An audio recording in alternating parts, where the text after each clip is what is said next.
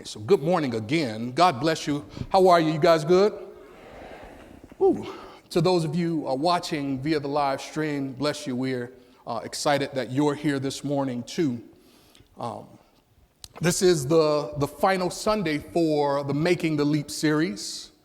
And I gave you pretty much the review of it on last Sunday. So if you want to get the review of the series, I want to encourage you to go back and revisit the lesson from last week.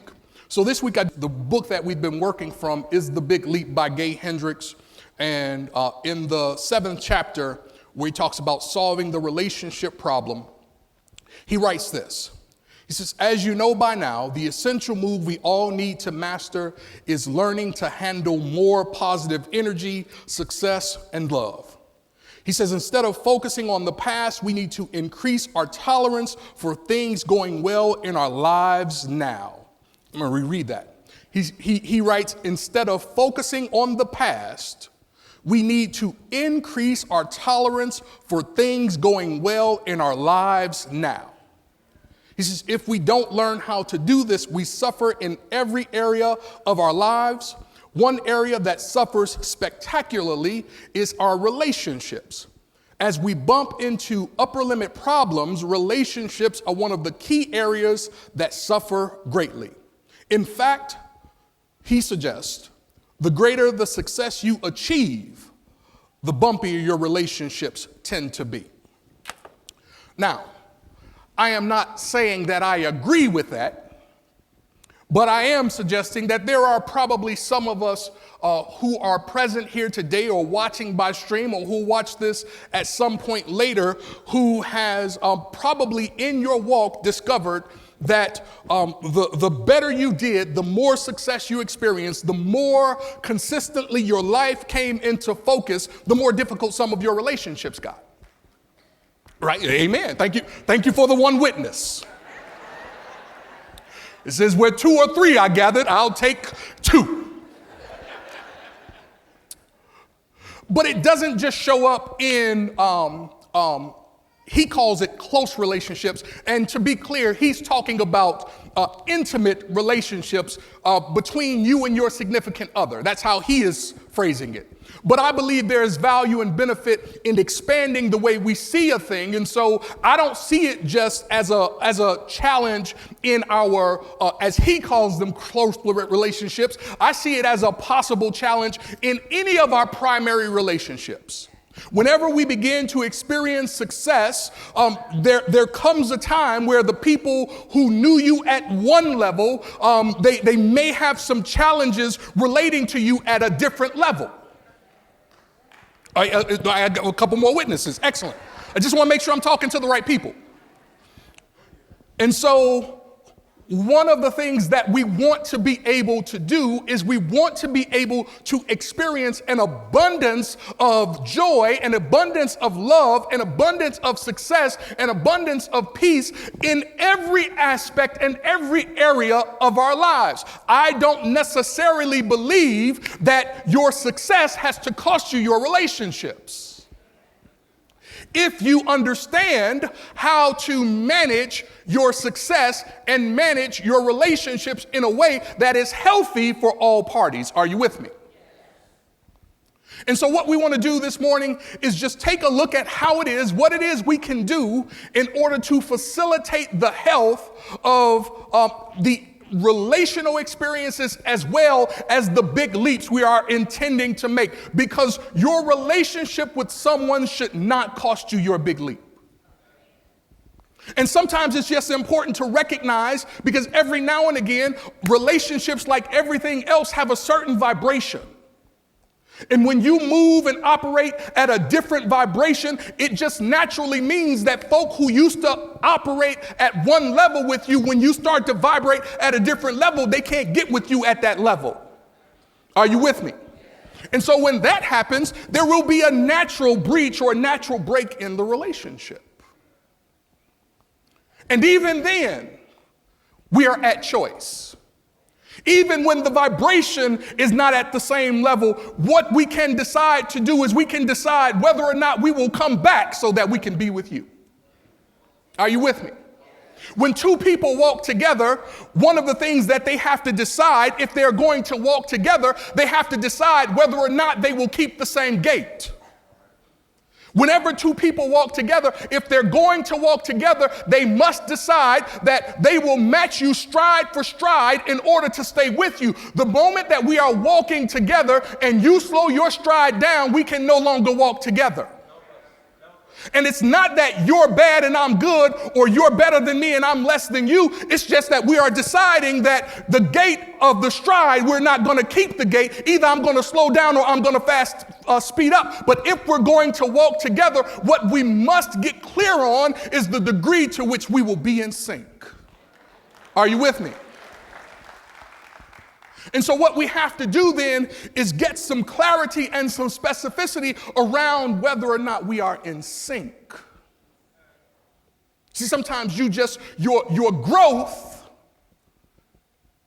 can also mean outgrowing the relationship. Sometimes the people who knew you back when can only see you through the lens of what they used to know you as. Are you with me? And so when you can only see me through the lens of what I used to be, you won't be able to walk with me if I'm something new or something different, or if I've grown beyond that space. Are you with me? And so Dr. Abraham Maslow wrote that one can choose to go back toward safety or forward toward growth. He said, but growth must be chosen again and again and again. And he said that fear must be overcome again and again and again. So if you're going to make your big leap and manage your relationships, just know that you have to choose that growth pattern and that growth opportunity again and again and again and again, because the old them will always surface against the new you. Are you with me? And so then, one of the things that we have to be able to do is, again, just recognize what kind of relationship it is. We have to be able to recognize whether or not it is a primary relationship that we are committing ourselves to. You've heard me talk about this before. There are 6 primary relationships. The primary relationships, number 1, your relationship with God. This is a relationship that you don't have to worry about outgrowing. As a matter of fact, it is the primary relationship that is always pulling you to the next great version of yourself. Your primary relationship with God is often a relationship that won't leave you in your comfort zone. Every time you pray, as a matter of fact, the activity of God begins to transform you. And so every time you go into your upper room, you come out just a little bit different. Every time you go into your upper room for prayer and counseling, the taste that you had before you go in start to change just ever so slightly when you come out on the other side. Anybody know what I'm talking about? So your God relationship is one of the primary relationships. One of the second relationships we have is the primary relationship you have with yourself.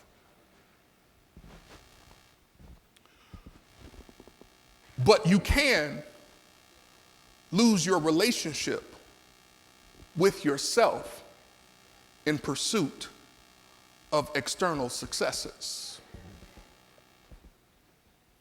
You can lose yourself. You can find yourself doing things you said you would never do. Can I keep it 1,000 with you?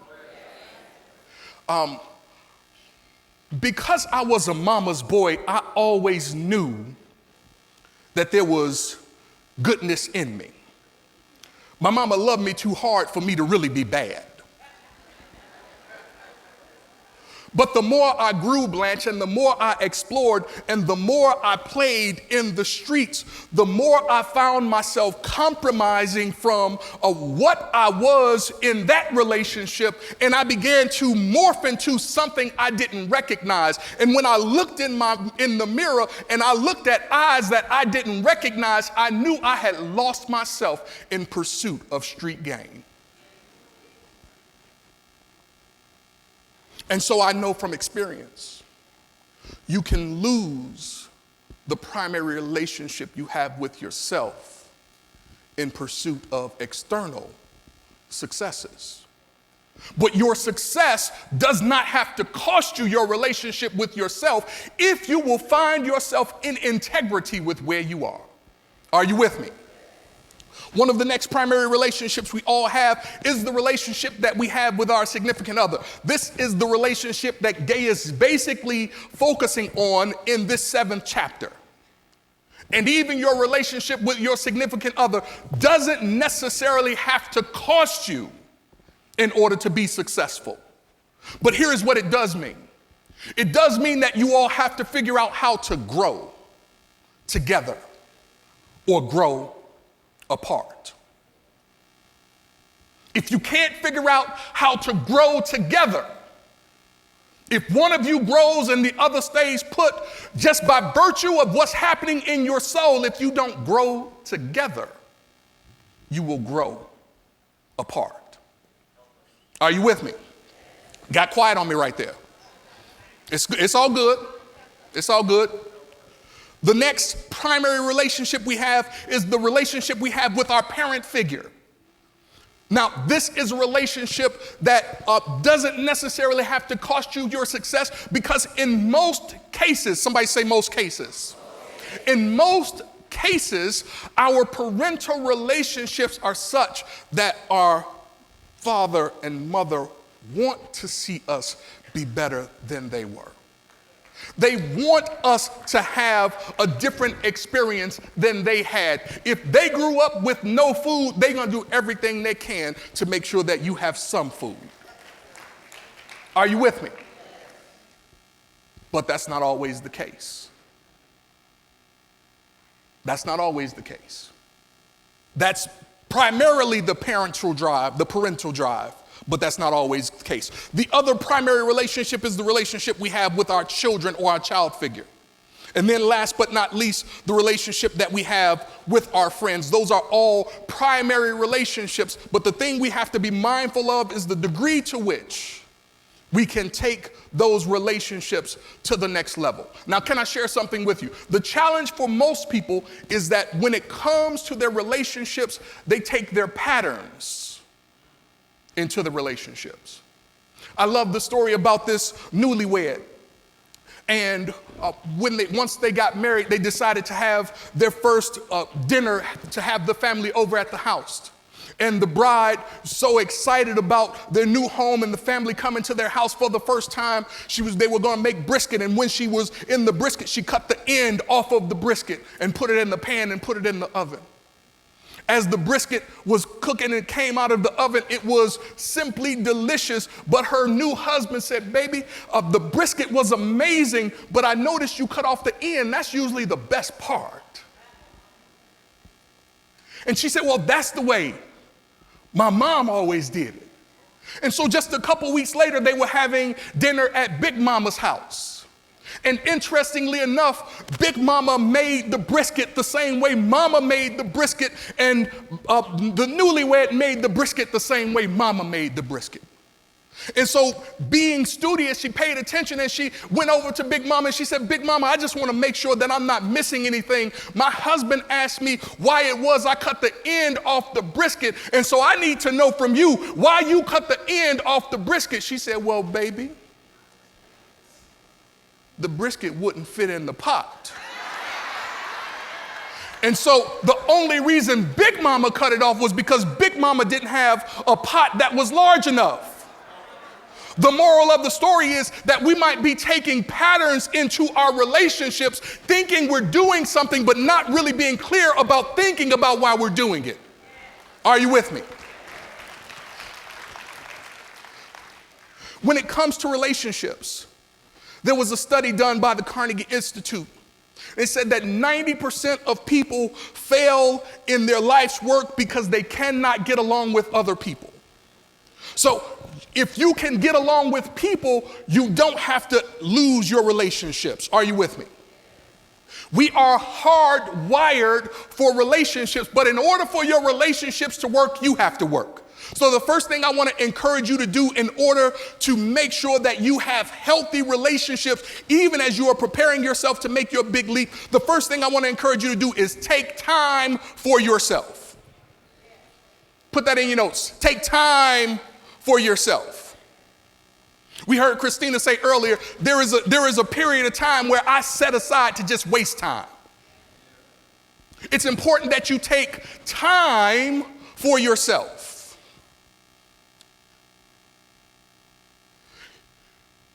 Now, you might think that you don't have time, but here's what I want you to know. Your relationships are never with the other person. Your relationships are always only in your mind.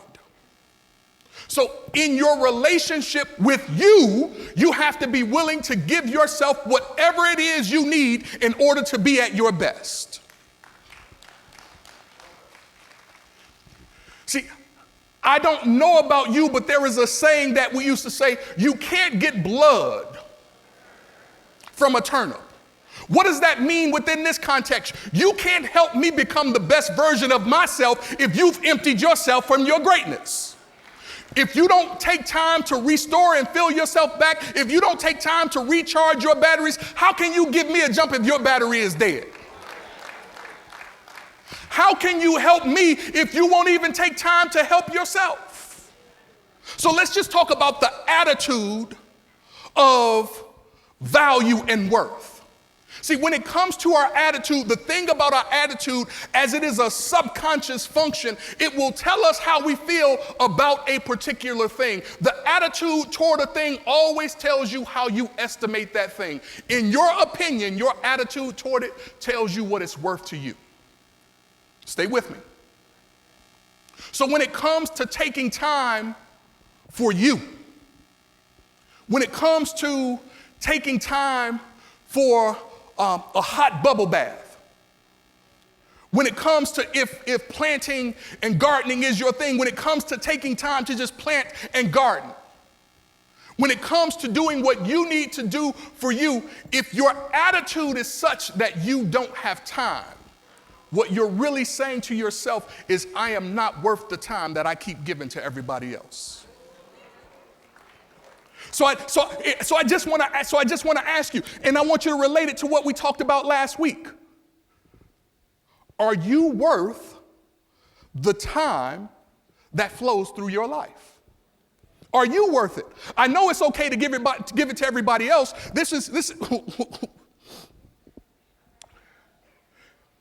One of the things that causes pastoral leaders to think about quitting often is that they're always giving themselves away to others. One of the things that causes ministers to regret their call is that they're always making sacrifices for others.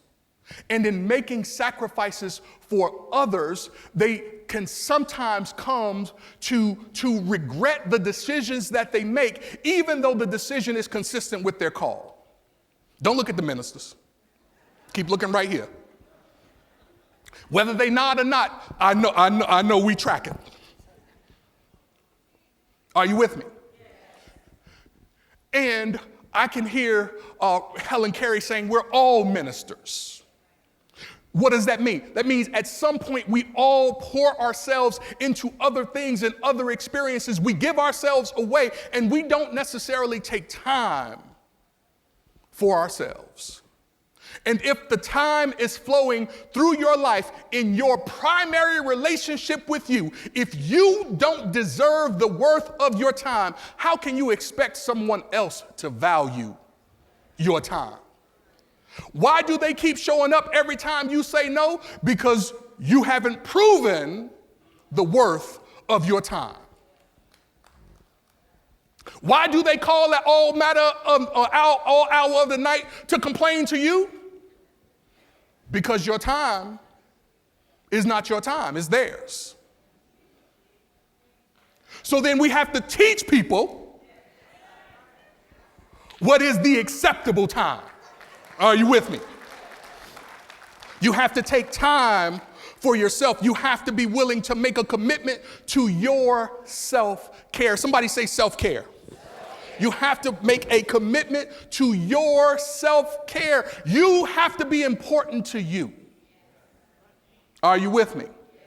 Ministers, you have to be important to you. Teachers, public school and church, wherever you teach, you have to be important to you. Social workers, you have to be important to you. Caregivers, you have to be important to you.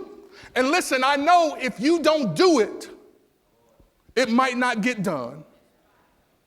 But the research shows that managing the difficulty of caring for someone else can also sometimes cost you your health. And I know that's not principle-based.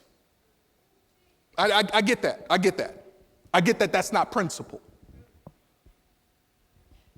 But managing your time is your responsibility. Are you with me? Excellent. Let's move to the next point. The next thing that we have to do if we're going to not only be successful in making the leap in our life, in our careers, in the marketplace, but if we're also going to experience the success in our relationships, because here is what I want you to know. Here is what I want you to know. Put this in your notes. The same consciousness that enables you to make the big leap is the consciousness that you live your relationships out of. See, there is no bisected or bifurcated awareness. It is the same awareness. The same awareness that is flooding your life with prosperity is the awareness that can flood your relationships with joy.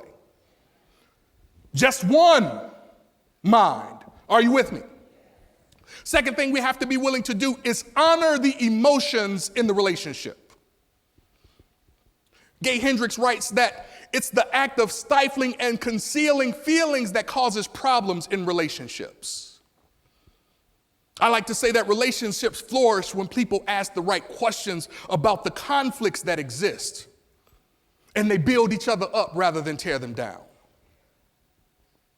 And one of the things about relationships is that obstacles make us emotional. Let me say that again. Obstacles make us emotional. What do you mean by that, Rev? I mean that if you believe that something was supposed to be yours and it doesn't come, you start to feel some kind of way. Are you with me?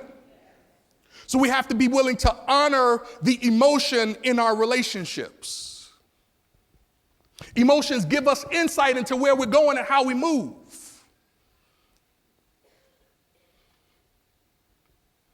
One of the things that makes relationships difficult for some of us is we're trying to make people happy who don't want to be happy.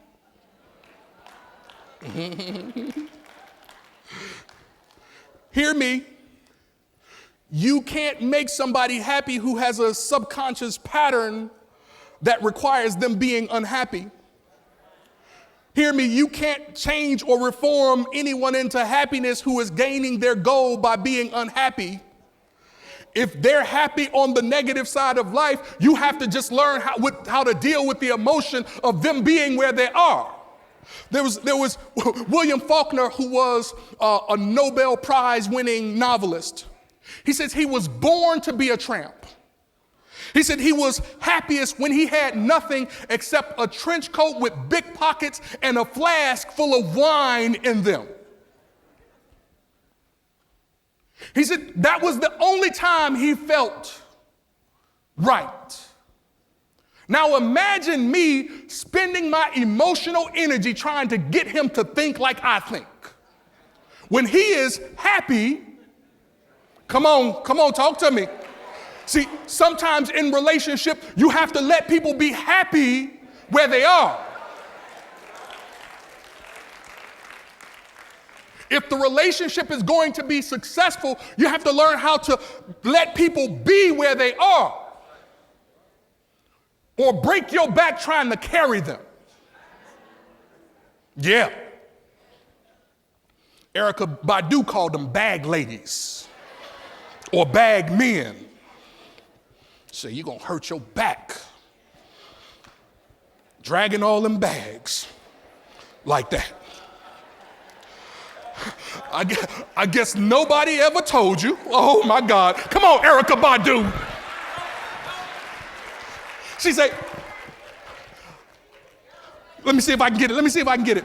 She's like, I guess nobody ever told you all you must hold on to is you, is you, is you.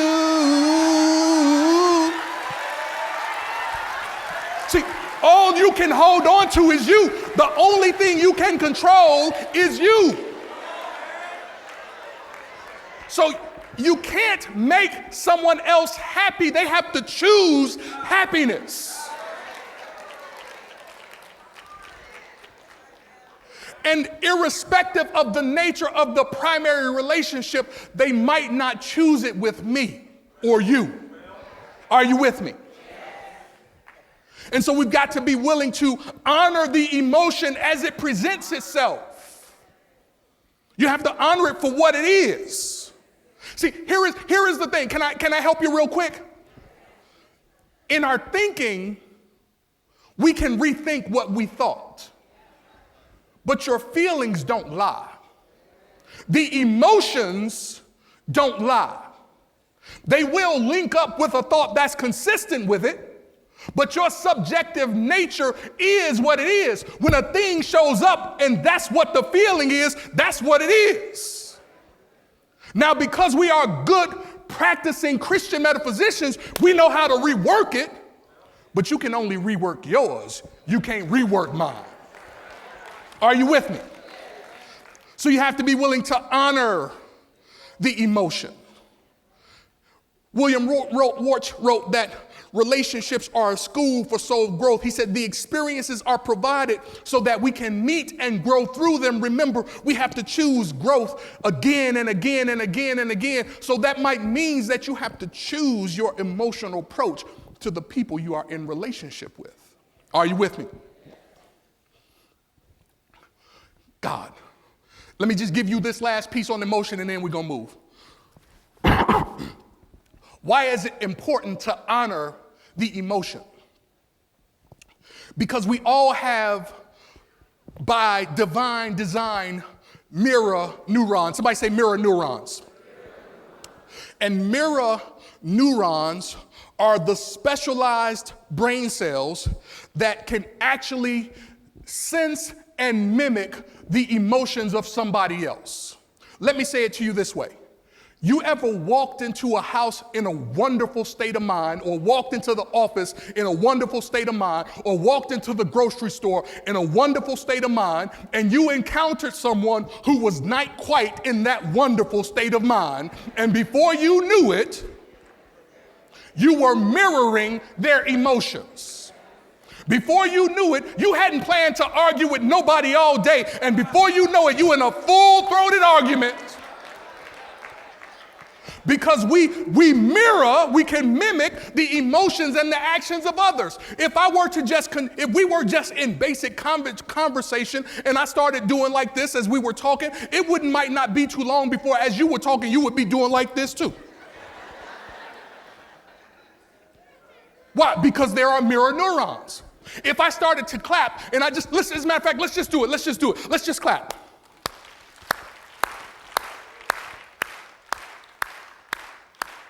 Who told you to clap on beat? Do you hear? Do you hear? We're on beat. Who said clap on beat? I said just clap. So you just naturally mirrored my action back to me. I just said clap. I didn't say clap on beat. And so it's important to honor the emotion because in relationship, the purity of the emotion shows up anyway. And we naturally mirror and mimic back what is happening. So if we don't honor it and we try to make it something other than what's presenting, it still surfaces. Are you with me?